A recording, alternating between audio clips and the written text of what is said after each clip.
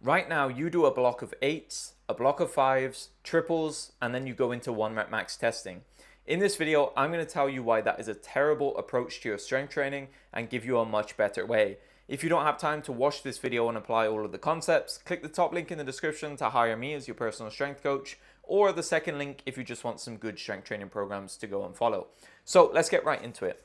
I am not a fan of these traditional periodization models like block periodization. Block periodization is basically where we split our training into discrete blocks. So we might do 8s, then we might do 5s, then triples, then singles. And basically the idea is that we're kind of separating our training into like strength and hypertrophy blocks.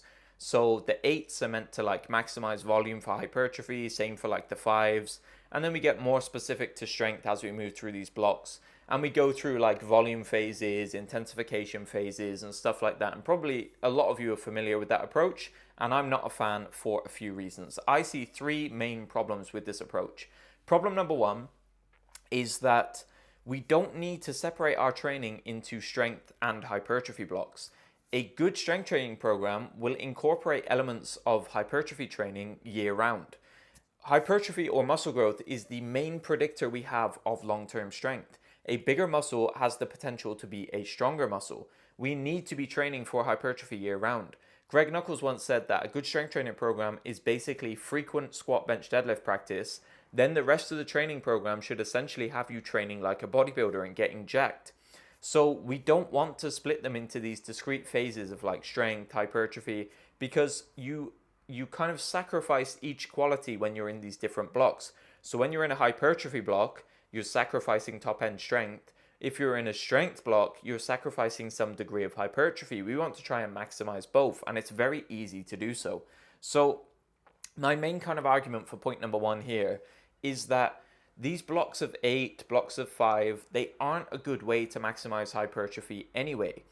Because really think about it, like why would we want to do a bunch of high rep sets on the squat, the bench, the deadlift? Your technique's probably going to break down because they're quite complex lifts, and if you're doing high rep sets, it's very hard to maintain good technique, especially on something like a low bar squat or a conventional deadlift. Also, the squat, bench, and deadlift are just not great movements for hypertrophy for most of us, especially in the way we're doing them for our strength training, because most of us are using these lifts in a way that we're trying to maximize efficiency and the weight we can put on the bar. So we're doing low bar squats where we're barely hitting parallel with the bar lower down our back. We're doing bench presses with a wider grip and an arch in our back. And then some of you are doing like sumo deadlifts as well to cut the range of motion down further. So you can see why they're not great movements for hypertrophy. Not to mention, like getting your hypertrophy volume from these movements would just be a horrible training experience. Sets of 8 on these lifts are brutal, especially the squat and the deadlift. And really think about it, like how many of you can truly say that you could take multiple sets of 8 near failure on a low bar squat or a conventional deadlift week after week after week? You'd have to be like psychotic in the head to even try and do that. Like on a low bar squat, your back is going to feel battered. Conventional deadlift, like that would be brutal for sets of 8 near failure. So you're probably leaving a lot more reps in the tank than you think, and therefore not maximizing hypertrophy. So instead of trying to just kill yourself with sets of 8 on the SBD and not really getting anywhere and not really maximizing hypertrophy, I would recommend that you take a better approach. So instead of doing that, train the SBD for strength. That's the goal, right? We want a better 1 rep max. So if we want to do that, train them for strength. Do a top set of 1 to 3 reps at 80% and above for your skill practice. We'll go into that in a bit more depth in point 2. Then do your volume work for 4 to 6 reps in the 60 to 75% range. This maximizes strength because we've got the skill production and we've got volume that is specific to a 1RM high force production.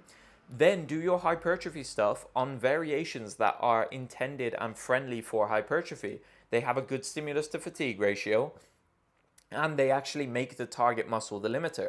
So something like a leg press or a hack squat for the quads, a dumbbell press or a chest press machine for the pecs, and a Romanian deadlift or a hamstring curl for the glutes, hamstrings, and lower back, instead of trying to hammer the SBD. That way you get a nice dose of strength work, then you get nice bodybuilding work that is easy to recover from because it's got a good stimulus to fatigue ratio. It actually trains the target muscle as the limiter, and therefore you can put more of your recovery resources into the SBD, okay? So Point number 2 is there is no skill practice element for half of the training year when you follow these block periodization models. Like, really think about it. So strength is very specific to a given rep range, intensity, movement velocity, joint angle, all those kind of things. Now, if we want to increase our 1 rep max, why would we spend a bunch of training time not training our 1 rep max? Why would you spend like the bulk of the year training sets of 8, sets of 5, when we want to increase our 1 rep max? These things are not specific. There's no skill practice element there. It would be like a sprinter doing a block of marathons, a block of moderate range distance runs, then a block of sprints. And then when he comes back to the marathon, his sprint feels terrible and detrained. Like, no one would do that in any other sport. So why are we doing it when it comes to strength training?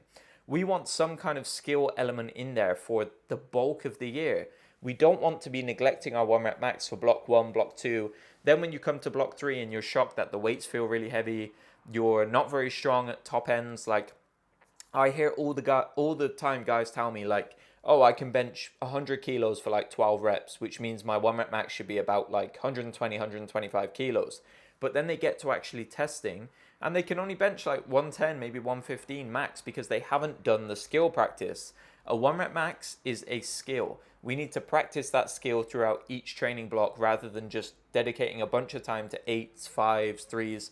And you might be thinking like, oh, like it's way too heavy and intense to do top sets year round. Yes, if you take your current approach where you do things really hard and really heavy, but if you program it intelligently, where we do a top set of 1 to 3 reps at 80% and above, that could be starting at an RPE 5 on week 1 and then like RPE 6, 7, 8. So it scales up in intensity. So we're not like exposed to really high efforts for the bulk of the year. Then there's definitely a way to do it very easily. So instead of doing a block of 8, a block of 5s, a block of 3s, what I want you to do is have a top set in there year round. So for block 1, it might be a triple, then it might be a double, then it might be a single, and we kind of cycle through this approach. Then you can do your volume work in the higher rep ranges if you prefer that. Like if you find that your squat, for example, responds really well to sets of 8, do your top set, then you can do your 8s afterwards. So still keep the 8s there, but just make sure you've got that top set in for skill practice. You need something that's high intensity, that is specific to a 1RM, and that actually builds your skill and your confidence at handling heavier weights, okay? So point number 3, and just briefly as well, if you're kind of wondering like how to incorporate all of this stuff into a program, again, top link in the description, you can hire me as your personal strength coach. I'll do it for you, or the second link if you just want some good strength training programs to go and run. So my third and final argument, and this is a big one, is that block periodization is very unpredictable. There are so many moving parts. Now let me kind of tell you what I mean by that, and you can form your own ideas. So let's just say that you are doing like blocks of 8, then 5s, then 3s. The difference in stimulus is so big between those 3 blocks. So let's say you've got a 3x8, 3x5, and like a 3x3 or something. In block 1, you could be going from volume of 24 working reps to in block 3 doing 9 working reps. Can you not see like that's a drastic difference in stimulus? And when I used to use that approach, I'd feel really strong in block 1 because there was a bunch of volume, there was a bunch of stimulus. Then when I got to block 3, I felt really detrained, everything felt really heavy, and it's because you're removing the stimulus from block 1 to block 3. There's barely any stimulus left. That's why you feel detrained, sluggish, you don't feel strong. There's such a drastic difference in workload. You've basically, this stimulus that was getting you stronger, you've taken it out, and now you're wondering why you're not feeling very strong. It's obvious if you really just think about it. So we don't want so many moving parts and so many things changing. So if in block 1 we've identified that you do well with sets of 8, so let's say your squat responds really well to the higher rep ranges, why change it? We don't need to change just because conventional wisdom says like, oh, we should go through these phases of like volume, intensification, this kind of stuff. If you know something works, stick with it. So if you know 8s work, do 8s for 3 blocks in a row. Just make sure you've got some kind of top set in there. So you could do that top set of like 1 to 3 reps, then do your 3x8 for the volume. Keep it the same in block 2, but maybe the triple becomes a double. Then in the third block, again, do 8s, but the double becomes a single, for example. Can you see how that would be a much better approach? We want things predictable, so once we land on something that works, we just make very small changes block to block so that we know what's producing the desired outcome. We know what's pushing our 1 rep max up. So What I would recommend that you do is find an approach that works. So if you find that 8s work well for your squat, 5s work well for your bench press, and maybe triples work well for your deadlift, lean into that and use it for all of the training blocks. Just add in a top set for skill practice, and then you're on the right track, and you can just keep making small tweaks block to block to keep moving closer towards what's working, rather than having these very separate, discrete blocks where one block goes good, the next block doesn't go so good, and then it falls apart in block 3. Just keep in what works for more of the training year, okay?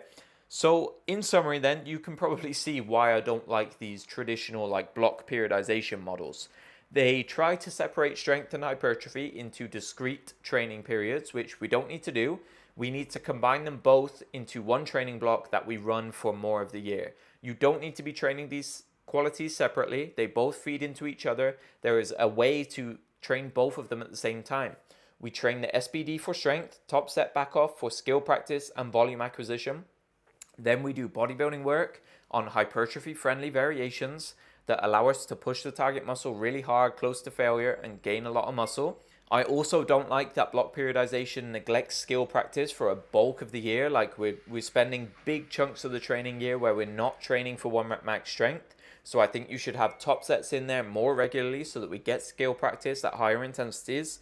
I would have you do volume work in the 60 to 75% range rather than just really hard arbitrary sets of 8 and 5.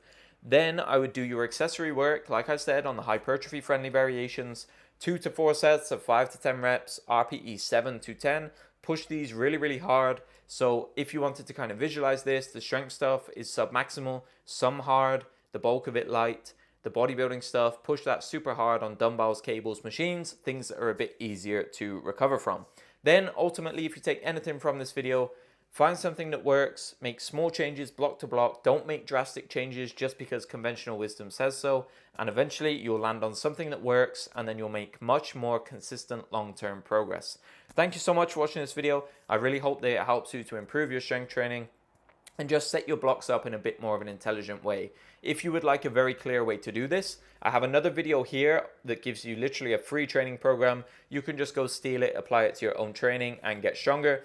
If you want me to write your training for you, top link in the description to hire me as your personal strength coach. Second link if you just want to follow my strength training programs. If you've got any questions, comments and stuff like that, post them in the comment section down below. And until next time, I'll catch you in the next video.